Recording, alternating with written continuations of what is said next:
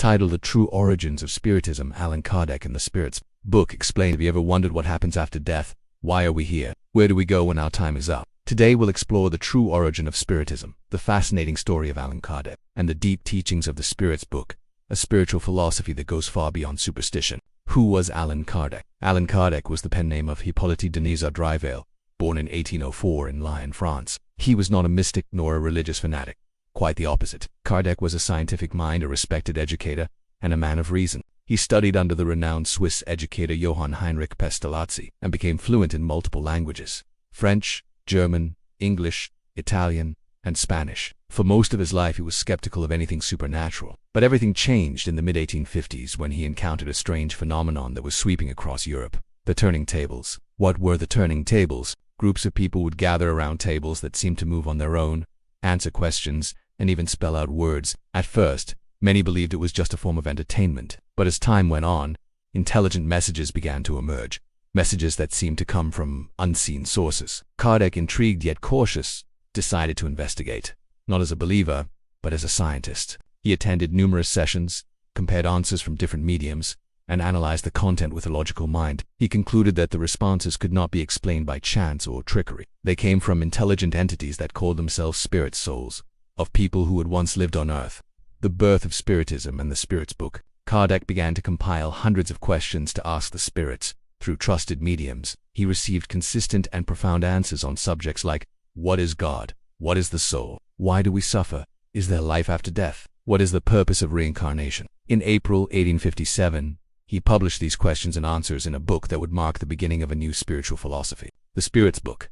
What does the Spirits book teach? The book is divided into 4 parts, covering the foundations of spiritual life.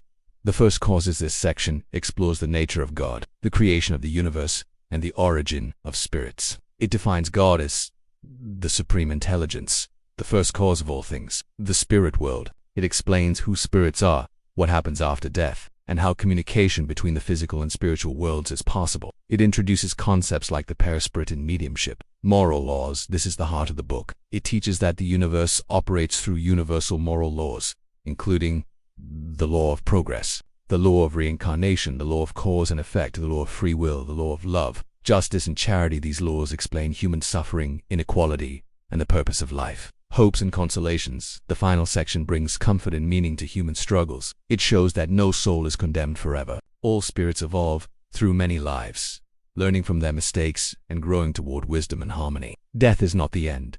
It is a transition.